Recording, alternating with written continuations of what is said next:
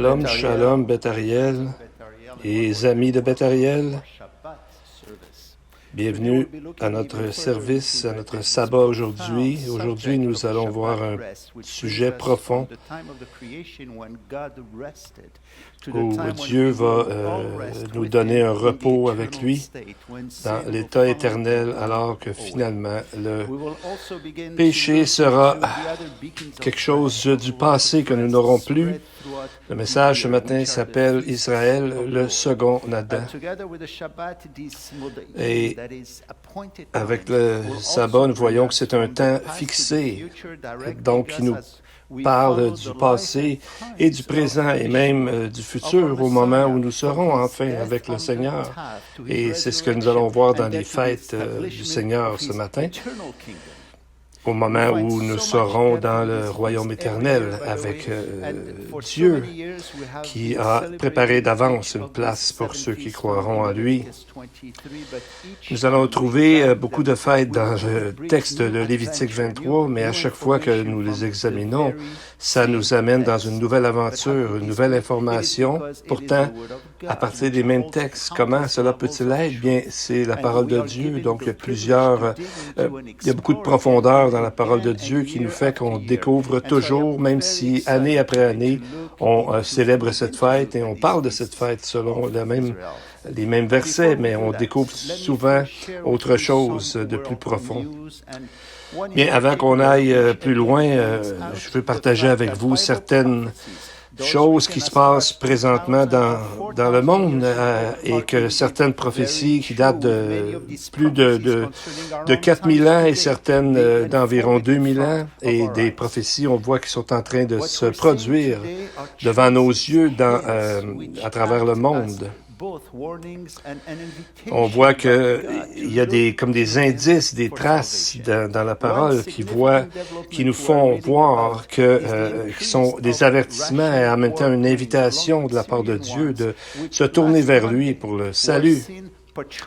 La semaine dernière, nous avons vu qu'il y a des avions de guerre russes et avec des avions de la Syrie également. Lundi dernier, qui patrouillait au nord d'Israël, où est-ce qu'il y a les hauteurs du Golan. Donc c'est nouveau parce que on voit qu'ils sont en train de plus en plus s'approcher et de défier Israël. Et comment ça se fait qu'ils sont si loin de leur pays? On dirait qu'ils s'en viennent de plus en plus près de leur but. Le prophète Ézéchiel a prophétisé au sujet de la guerre de Gog et Magog qui va déclencher les guerres de la fin des temps, des guerres d'Armageddon et qui va amener la seconde venue de Jésus. Cette coalition sera menée par la Russie et on va voir que de plus en plus ils vont aller contre Israël. Je ne dis pas que c'est le début, mais on dirait que la Russie a hâte de commencer d'attaquer Israël. D'ailleurs, ils l'ont souvent attaqué durant la guerre contre Israël en 1948 lors de son indépendance, 1956, 67 et 1973. La Russie a toujours été derrière pour supporter et pourvoir des armes pour les ennemis d'Israël, pour les aider. Et on voit qu'aujourd'hui, ils sont à la frontière même d'Israël. Plusieurs voient cette manœuvre comme un aperçu de ce qui est en train d'arriver en Europe de plus en plus. Et d'un côté, vous avez l'Est et l'Ouest deviennent de plus en plus divisés contre l'autre. D'un côté, vous avez l'Est qui correspond dans le fond on voit que la Russie et les forces de l'OTAN, c'est quoi? C'est l'Europe et l'Amérique du Nord. Donc, on voit comment la Russie a mis 125 000 troupes alentour des frontières de l'Ukraine. En réponse à ça, bien, les gens de l'OTAN, c'est l'organisation du traité d'Atlantique Nord. Et il y a à peu près 30 pays qui sont là-dedans, en incluant les États-Unis et le Canada. Et on voit que cette croissance de la tension qui sont là, on voit que ça prépare et ça donne une idée de ce qu'il va y avoir dans le futur. Parce que l'OTAN a été créée en 1949, après la Seconde Guerre mondiale, avec l'intention spécifique d'empêcher la Russie de prendre toute l'Europe à ce moment-là. Et dans leur entente, les membres de l'OTAN ont dit ils vont s'aider l'un l'autre s'ils étaient agressés, s'ils étaient attaqués, alors que l'Ukraine n'est pas encore dans l'OTAN, mais elle désire le devenir. Alors c'est pour ça que ça a créé tout ce problème-là.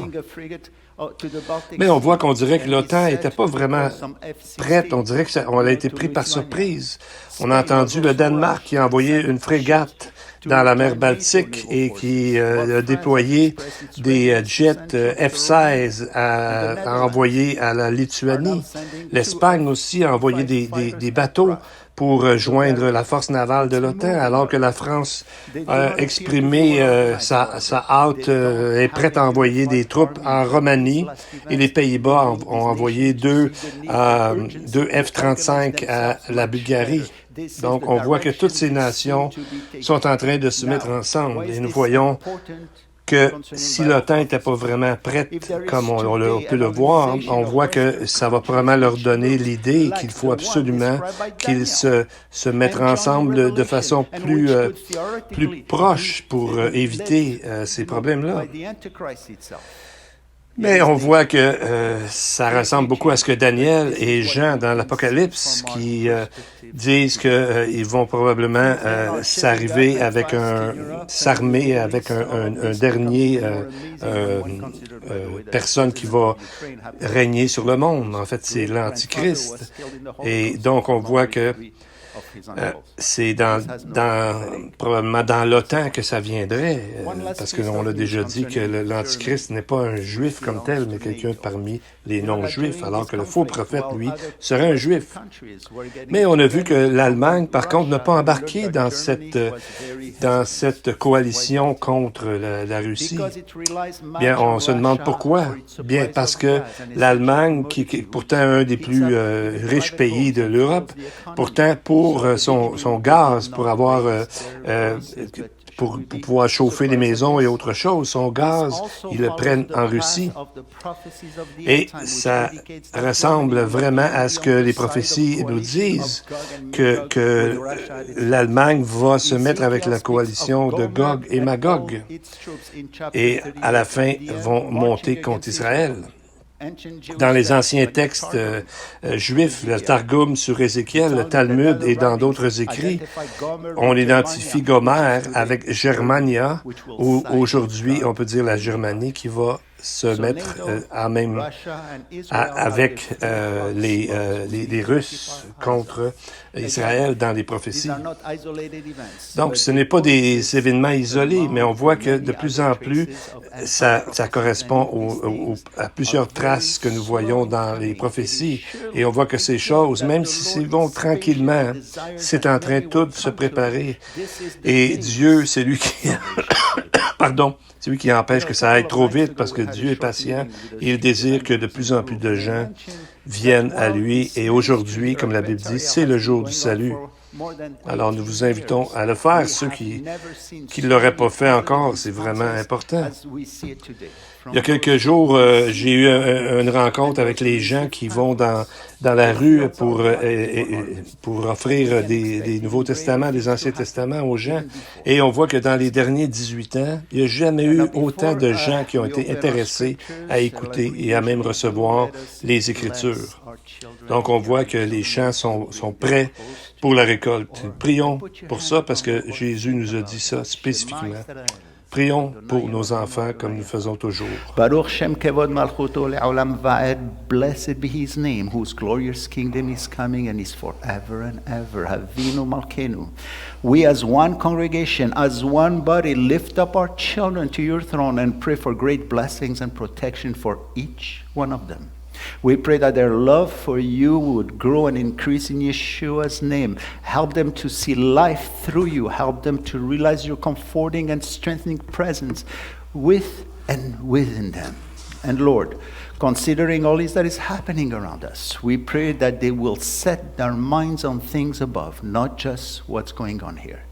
and that they will be rooted and grounded in your word. On this we pray, in the name of the one sitting at your right hand, Yeshua HaMashiach. Amen and amen.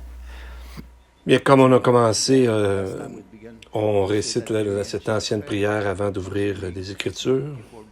Béni sois-tu, ô Éternel notre Dieu, qui est le roi de l'univers, que tu nous as donné la parole de la vérité, qui a semé en nous, parmi nous, la vie éternelle. Béni sois-tu, ô Éternel, qui nous a donné les Écritures. Amen. Bien, ouvrons nos Bibles au chapitre 23 du Lévitique, où nous allons trouver les 7 fêtes du Seigneur, plus une, le sabbat. On va voir que tout vient de cette source du sabbat, toutes ces fêtes. Lisons les versets 1 à 3, premièrement. L'Éternel parla à Moïse et dit, « Parle aux enfants d'Israël et tu leur diras, « Les fêtes de l'Éternel que vous publierez seront de saintes convocations. Voici quelles sont mes fêtes. On travaillera 6 jours, mais le 7e jour est le sabbat, le jour du repos. Il y aura une sainte convocation.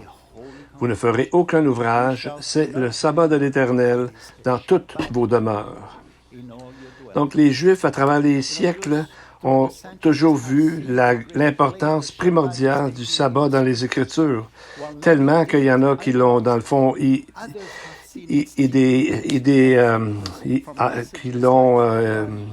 en ont fait comme une idole. D'autres ont vu vraiment les racines profondes et le but des passages, comme par exemple dans Ésaïe 58, où le Seigneur appelle le sabbat « ma journée sainte ». Il demande à Israël de faire du sabbat ses délices pour sanctifier l'Éternel en le glorifiant. En hébreu, c'est le mot délice, c'est le mot oneg, qui est mentionné 2 fois dans toutes les Écritures, qui pour parler d'un délice exquis. Le mot parle, dans le fond, souvent, cette fête-là est faite le vendredi avant la journée du sabbat. Donc, ça inclut les gens mangent ensemble, ils chantent, ils dansent et ils étudient l'Ancien Testament. On appelle cette fête le Oneg Sabbat, la joie du sabbat. Et à travers Ésaïe, on voit que ça donne une image de ce qui va arriver dans le futur, où toutes les nations célébreront le sabbat. Et oui, c'est ce que nous lisons dans Ésaïe 66, verset 23. « À chaque nouvelle lune et à chaque sabbat, toute chair, donc toute personne, viendra se prosterner devant moi, dit l'Éternel. » Donc, la réunion des nations sera un temps de communion entre toutes les nations et Dieu. Il y a plusieurs passages qui ont amené des rabbins dans les écrits, comme le Talmud, d'associer le sabbat à la paix et l'harmonie. Il y en a un qui avait dit, si tout Israël observait 2 sabbats consécutifs de la manière dont il doit être observé, la rédemption arriverait immédiatement. Mais un autre dit, non, si même un seul sabbat était observé correctement, le Messie apparaîtrait. Dans le Zohar, ils sont allés même plus loin, ils ont appelé le mystère du sabbat. Pour eux, dans ces écrits, c'est un temps où la gloire de Dieu, le titre donné à l'Esprit de Dieu, devient un avec le Seigneur dans son repos, avec Dieu dans son repos. Il parle de la parfaite réunion dans l'unité de Dieu. Vous savez, comme Deutéronome 6 dit, « L'Éternel, notre Dieu, est le seul Éternel », mais ça pourrait être traduit, « Le Seigneur est un et son nom est un ».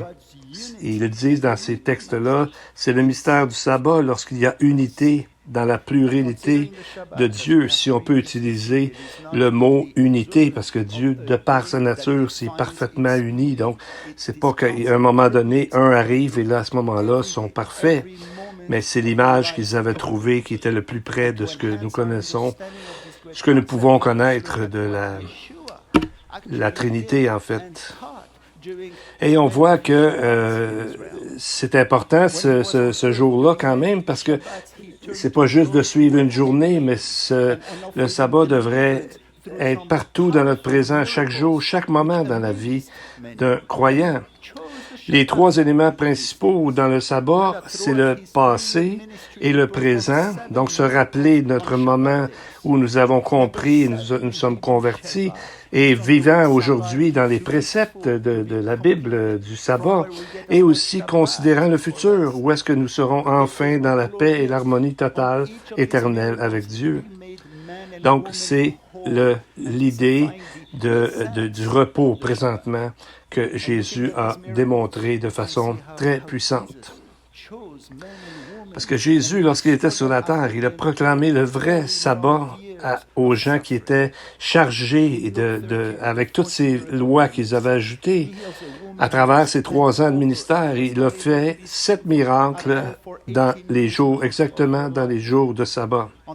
Il a attendu souvent pour le sabbat, pour faire ces miracles, pour avoir un enseignement très précis, pour montrer aux gens le pouvoir de la réconciliation et d'être rendu capable d'avoir une communion avec Dieu. Lorsqu'on regarde ces miracles, on peut voir comment Jésus a restauré des hommes et des femmes qui avaient enduré pendant de longues années des souffrances. En Luc 13, le 4e miracle sur la liste, il guérit une femme qui était courbée depuis 18 ans pendant sa vie, n'était pas capable de se tenir droite. Et la 18e année, on voit que c'est là qu'il l'a guéri. Il l'a appelée une fille d'Abraham et elle a été guérie de sa maladie. Dans Marc 1, on voit un autre homme qui avait un problème et Jésus l'a guéri. Dans Luc 14, on voit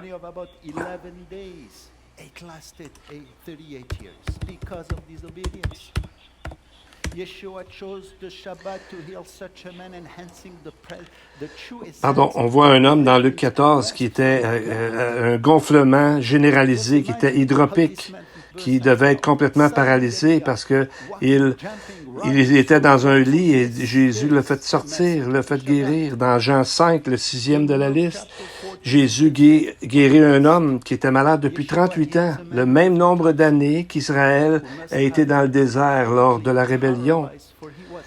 Donc, ce voyage aurait dû être un voyage de seulement 11 jours, mais ça a duré 38 ans parce que Dieu avait dit que cette génération entière mourrait dans le désert.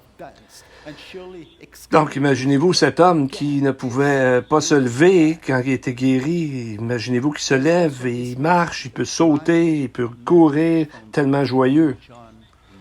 Maintenant, nous allons voir un homme qui était aveugle dès sa naissance. Dans Jean 9, le dernier de la liste, ici qu'on a dit qu'il y avait sept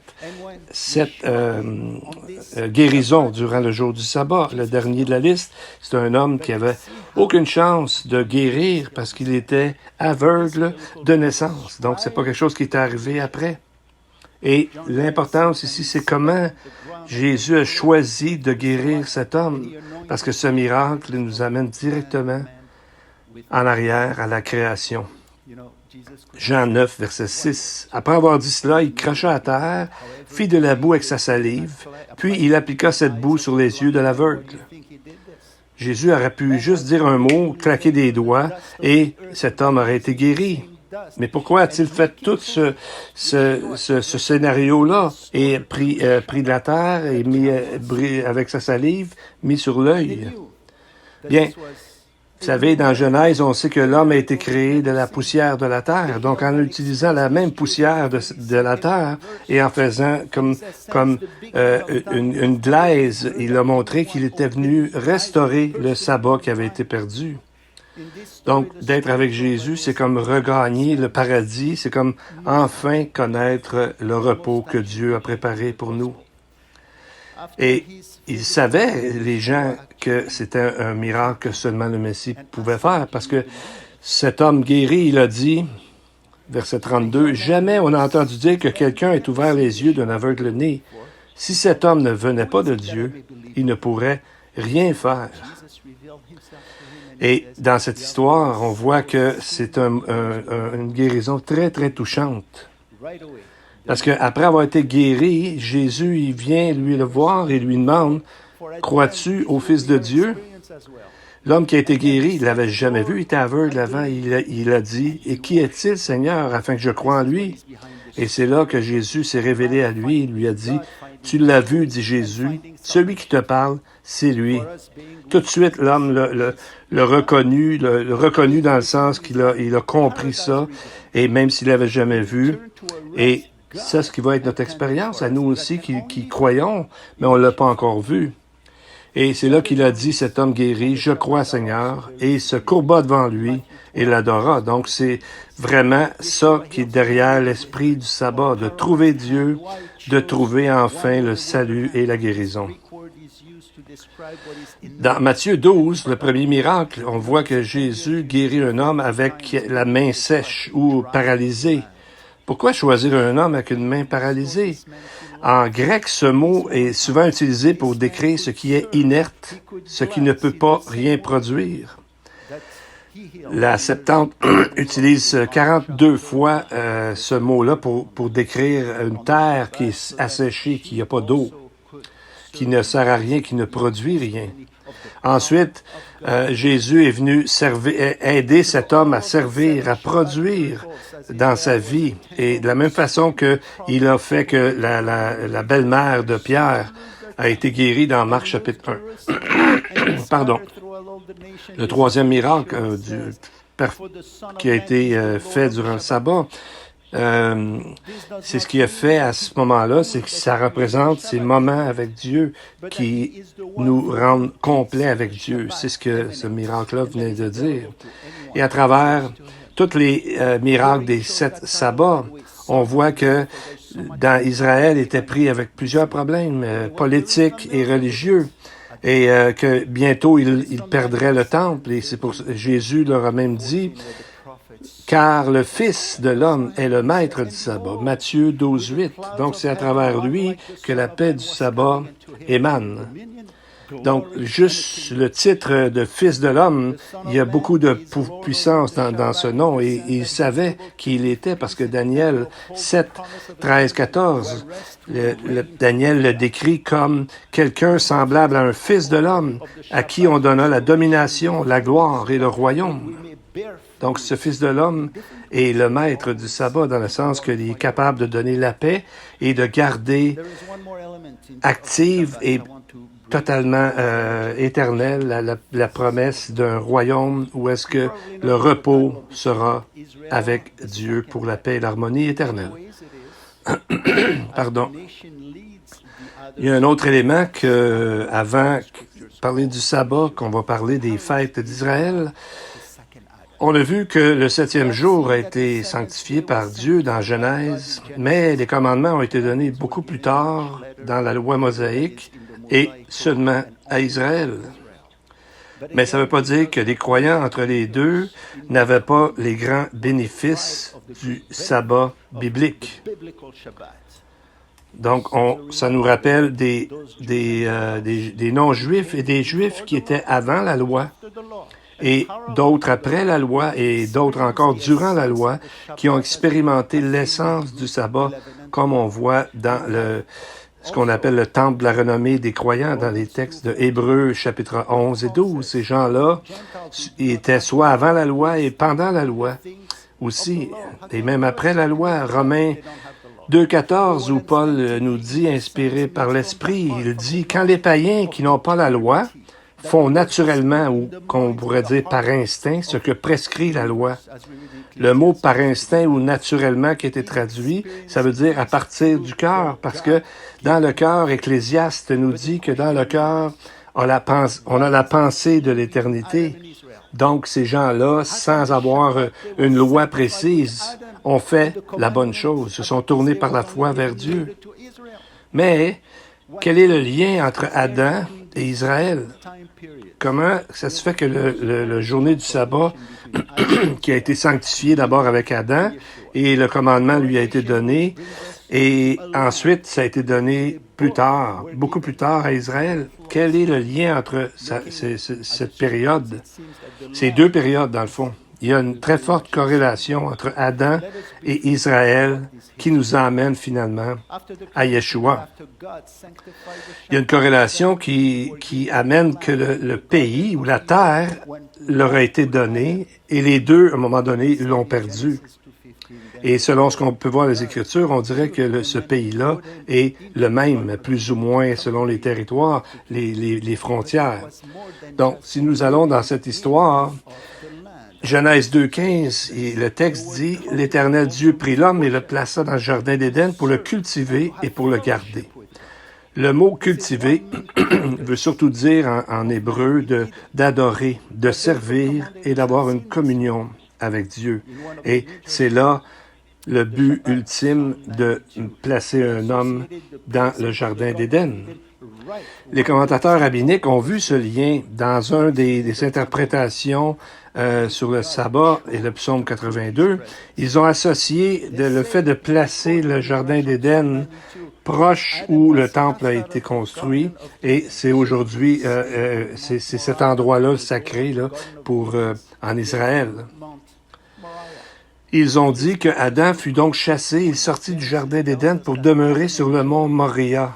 En effet, les portes du jardin d'Éden se trouvent à proximité du mont Moria. Alors, c'est comme ça qu'ils voyaient ça. Ce qui nous amène à un point crucial.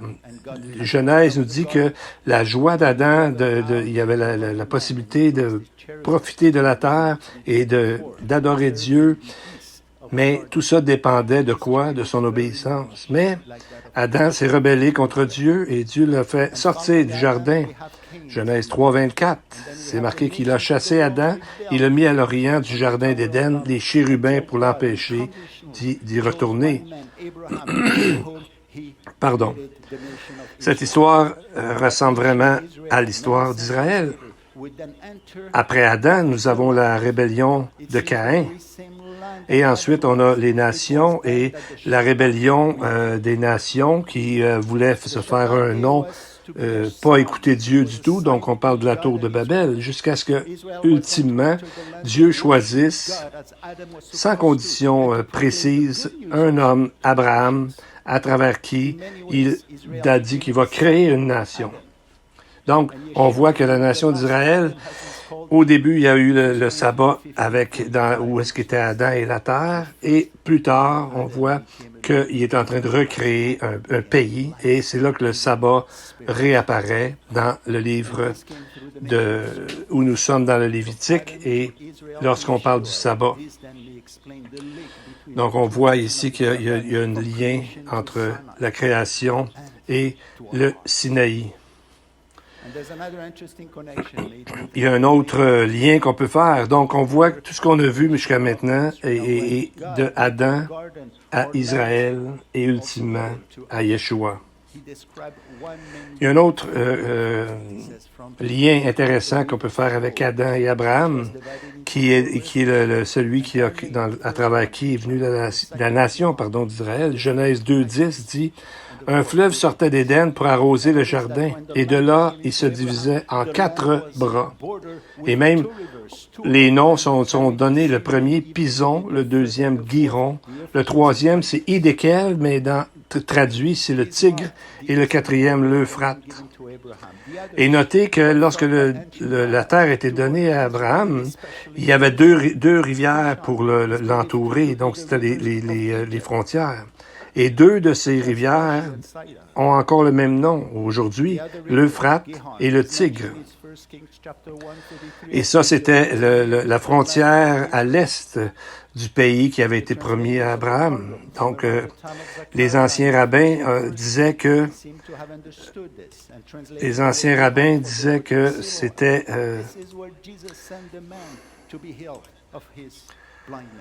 les anciens rabbins disaient que c'était proche justement du pays d'Israël, et c'est là la rivière Guillon, on dit que c'est là que ça a donné la rivière de Siloé.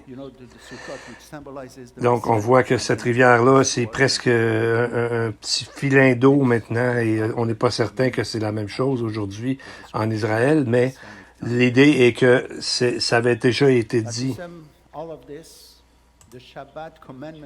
In the 10 Commandments awakens actually this nostalgia of a paradise lost, with an assurance, a hope of reestablishment.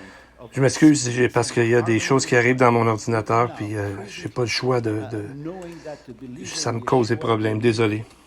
Donc, Le commandement du sabbat dans les 10 commandements nous amène une nostalgie du paradis perdu, mais dans la Bible, nous voyons une assurance, un espoir que cette paix soit rétablie, de cette harmonie avec Dieu.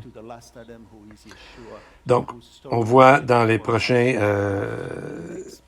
passages, nous allons voir que toutes les fêtes nous amènent avec Israël. Finalement, ces fêtes-là vont nous donner l'image de notre joie, notre paix et l'harmonie que nous aurons dans l'éternité. Bien, l'introduction des fêtes d'Israël qui dit au verset 4, « Voici les fêtes de l'Éternel, les saintes convocations que vous publierez à leur temps fixé. » C'est presque mot à mot une répétition du verset 2 où est-ce que Dieu a dit « Parle aux enfants d'Israël et tu leur diras, les fêtes de l'Éternel que vous publierez comme étant de saintes convocations, de sainteté. Voici quelles sont mes fêtes. » Voyez-vous la différence? Le sabbat, Dieu dit que c'est mes fêtes, alors qu'au verset 2, il dit que ces fêtes, les autres fêtes doivent prendre place à leur temps fixé. Donc, Dieu a comme créé un calendrier pour savoir quand fêter ces fêtes-là. Et la plupart des fêtes sont des sabbats, donc ce sont ces moments à Dieu aussi. Donc, on voit que ces fêtes, dans le fond, viennent de la même source qui est le sabbat. Un peu comme les 603 à peu près, ou plus ou moins, lois qui proviennent des 10 commandements. De même, les fêtes du Seigneur proviennent ou viennent du sabbat, qui est en fait le 4e commandement. Et avec cette fête, le Seigneur a donné un nouveau calendrier, comme on vient de dire, pour se préparer, un peu comme dans notre semaine, on se prépare à la dernière journée d'avoir une communion et de profiter de sa présence avec nous pendant une journée, de laisser les choses de travail et de prendre du temps avec lui. Donc, si on ajoute toutes les fêtes dans la loi mosaïque et on ajoute les sabbats, les Juifs, à ce moment-là, avaient à peu près 80 jours de congé. C'est à peu près 23% du temps de l'année dédié à prendre du temps avec le Seigneur. Donc, quand on n'est pas juif, mais on fête les fêtes des Juifs et nos autres fêtes aussi, on voit que dans le fond, on a beaucoup de temps qu'on peut profiter du temps avec le Seigneur. Donc, c'est comme si, dans le fond, on est toujours en mode sabbat ou en mode souvent d'être avec le Seigneur dans notre relation. C'est un peu comme en auto, prendre une image, comme quand on est sur le cruise control jusqu'au ciel. Tu sais, on est comme en train de justement célébrer ce qu'on fera finalement pour toute l'éternité. Mais on voit que c'est pas quelque chose qui a cessé d'être dans la Bible. Paul parlait souvent au sujet de la loi et de la grâce, mais lui-même observait les fêtes d'Israël durant sa vie. Donc, il ne les voyait pas comme quelque chose de passé ou d'expiré. 1 Corinthiens 16:8, le texte dit que Paul dit qu'il espère demeurer quelque temps auprès de vous, si le Seigneur le permet. Il dit « Je resterai néanmoins à Éphèse jusqu'à la Pentecôte », donc jusqu'à la fête de la Sukkot. Donc, il va avoir un calendrier juif avec lui. Dans Acte 26, il dit « Nous nous embarquâmes à Philippe après les jours des pains sans levain ». Acte 27:9, c'est Luc, l'auteur des Actes, qui réfère au Yom Kippour, au jour du pardon, quand il a dit, il est écrit dans le verset 9, « Un temps assez long s'était écoulé et la navigation devenait dangereuse, car l'époque même du jeûne était déjà passée. » Donc, ces choses nous disent que l'Église primitive, au départ, suivait les fêtes d'Israël. Une connaissance qui a été mise de côté avec les pères de l'Église, qui ont développé une vue biaisée d'Israël et des Juifs. Mais nous sommes de retour et nous amenons le message des Écritures parce que le reste d'Israël est là. Il y a des Juifs croyants encore, donc le reste d'Israël qui est appelé avec les non-Juifs, mais nous sommes là avec la Bible en main. Bien, ce retour aujourd'hui de plusieurs croyants, c'est pas un accident, parce que plusieurs croyants retournent en Israël. Vous savez, on dit que dans l'Apocalypse, il y en aura 144 000 qui vont annoncer l'Évangile après que l'enlèvement aura eu lieu. Et on peut penser que peut-être aujourd'hui, on est en train de les entraîner, ils sont en train d'étudier ces gens-là pour pouvoir le faire après. On ne sait pas, on sait pas tout ce qui se passe dans le fond. Mais peut-être qu'ils sont en train que Dieu les prépare pour avoir la plus grande récolte de salut sur la terre qu'il n'y aura jamais eu. Et c'est à ce moment-là que finalement Israël pourra remplir son rôle de nation, de sacrificateur. Bien, nous allons commencer maintenant avec la première fête qui domine les autres fêtes. Et aussi, on va voir un chiffre important, le chiffre 7. Bien, on va voir 3 périodes qui nous vont parler du passé, du présent et du futur. Premièrement, on parle du premier mois, le 14e jour du mois et entre les 2 soirs. Donc, on voit le premier mois. Donc, ça nous amène dans Exode chapitre 12.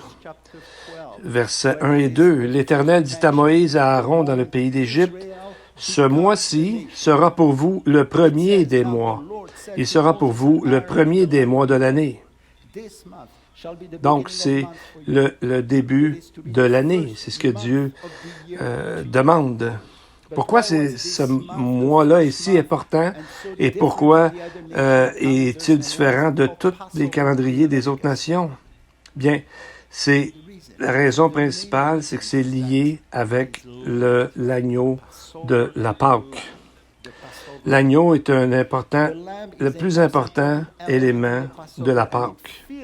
Dans Exode 12, au verset 3, on parle de l'agneau que les Israélites devaient prendre 4 jours avant le 14 de Nissan. Verset 4, on parle encore de l'agneau. Là, les Israélites, il est dit qu'ils devaient, si jamais un agneau c'était trop pour une seule famille, ils pouvaient le diviser entre 2 familles. Verset 5, on parle encore de l'agneau, et là, on dit que l'agneau devait être sans défaut. Verset 6, encore, ce même agneau à laquelle on parle, les Israélites devaient se rappeler qu'ils devaient garder jusqu'au 14e jour du premier mois. Mais c'est au verset 7 où est-ce qu'il aurait dit quelque chose de grande importance prophétique, où on lui dit, verset 7, où on dit, « On prendra de son sang et on mettra sur les 2 poteaux et sur le linteau de la porte des maisons où on le mangera. » Et pourquoi le Seigneur a donné un tel commandement? Il explique au verset 13, « Le sang vous servira de signe sur les maisons où vous serez. Je verrai le sang et je passerai par-dessus vous. Il n'y aura pas de plaie qui vous détruise quand je frapperai le pays d'Égypte. » C'est ça exactement le message de la Pâque. Vous savez, les herbes et les œufs durs et tout ça, c'est important de le faire pour se rappeler cette fête-là, mais le cœur de la Pâque, c'est là, c'est au sujet de l'agneau de Dieu qui nous protège. Ça fait référence au Messie dans les Écritures. Premièrement, si on regarde au verset 7, et si vous faites une ligne en joignant les 3 points, vous avez un ancien signe que les Juifs étaient très familiers avec, c'était le Tav. C'est la dernière lettre de l'alphabet grec. Pardon. C'est Ibn Ezra, un fameux rabbin dans le temps médiéval, dans son commentaire sur ce texte d'Exode 12, a mentionné que les Israélites devaient appliquer le sang sur le signe de Tav de Ézéchiel 9.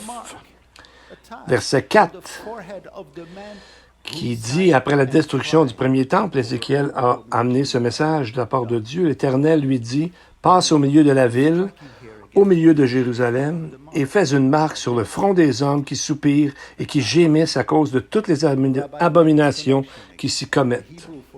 Ce qui est frappant ici, c'est la manière que la lettre est faite.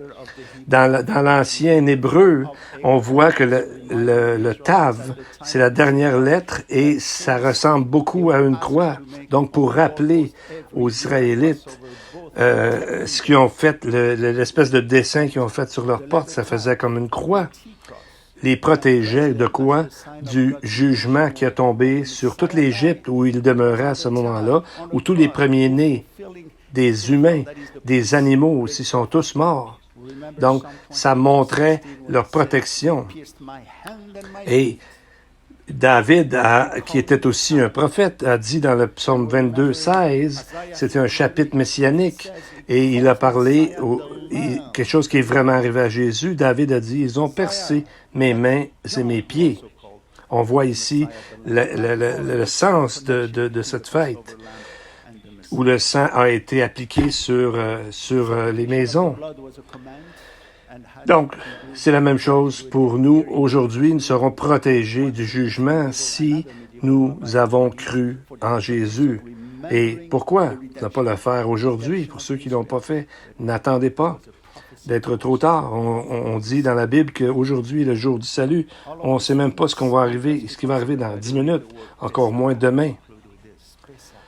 Donc, on voit que dans le mot en anglais, on dit Passover. Dans le fond, la Pessa en hébreu, ça veut dire ça, de passer par-dessus.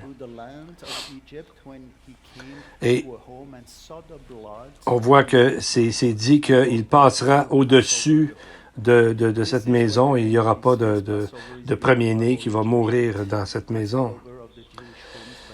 On parle souvent on dit que c'était l'ange de la mort qui a passé par-dessus, mais dans la Bible, on voit encore une illustration plus profonde. Parce que le mot « passa », de passer par-dessus, on voit un parallèle très fort dans 1 Roi, chapitre 18, verset 21, où le prophète Élie, qui parlait à Israël, qui adorait en même temps de faux dieux et le Dieu d'Israël, et rappelez-vous, il leur a dit, « Jusqu'à quand clocherez-vous des deux côtés? Si l'Éternel est Dieu, allez après lui. Si c'est Baal, allez après lui. » Donc, le mot traduit ici « clocher » ou « hésiter », c'est le mot « pessa ». Ça veut dire d'être un peu en deux endroits en même temps, ce qui est dans le fond un pied dans le monde, un pied dans l'autre monde. Mais quand on vient avec le Seigneur, on voit que c'est comme Dieu a les deux pieds fermement plantés sur la terre pour protéger les maisons qui avaient le sang sur leur maison. Donc, on voit l'image de Yeshua, de Jésus, qui est le Sauveur. Donc, ça nous montre la protection que nous avons dans le Seigneur. Ce mot « Pessa », on le trouve aussi dans Ésaïe 31, verset 5, qui parle de la protection de Dieu sur Jérusalem. Le texte dit « Comme des oiseaux déploient les ailes sur leur couvée, ainsi l'Éternel des armées étendra sa protection sur Jérusalem. Il protégera et délivrera, et il épargnera et sauvera. » Donc, on voit dans une autre interprétation qui a été donnée, c'est que passer par-dessus signifie déployer les ailes, cette image-là, pour protéger la couvée chez les oiseaux. De même, l'Éternel des armées protégera Jérusalem en étant son bouclier et son sauveur. C'est ce que le rabbin Ishmaël, au IIIe siècle, avait dit à ce sujet. En fait, tout ça fait vraiment, c'est vraiment clair quand on voit que le Seigneur est lui qui nous protège et nous garde dans la mort. Donc, on lit dans Apocalypse 1:5, il nous parle de Jésus, de sa résurrection. Le texte dit « Jésus-Christ, le témoin fidèle, le premier-né des morts et le prince des rois de la terre, à celui qui nous aime, qui nous a délivrés de nos péchés par son sang. » Donc, voilà ici l'image de la Pâque totalement accomplie qui nous donne vraiment une protection du jugement pour ceux qui croient vraiment en Jésus. Alors, on vous invite à le faire si jamais vous ne l'avez pas fait. C'est vraiment important. Prochaine fois, nous allons voir le 14e jour et entre les 2 soirs et dans notre prochaine étude et qui nous parlera aussi des temps où Jésus nous parle du salut et prophétiquement de tout ce qui va arriver dans le futur. Prions. Now, Heavenly Father, we thank you for your presence among us this morning. We thank you for the presence of your Ruach HaKodesh in us to guide us and to always remind us that we are your children.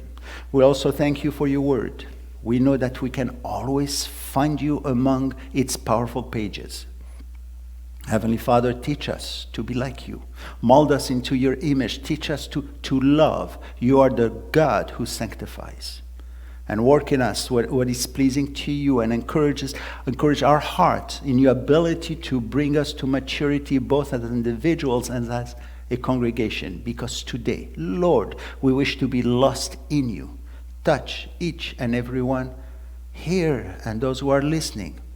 And do not let any of us lose our first love. All this we pray in Yeshua's name, and to the congregation, the Lord bless you and keep you. The Lord make his face shine upon you and be gracious to you. The Lord lift up his countenance upon you and give you peace. Amen and amen.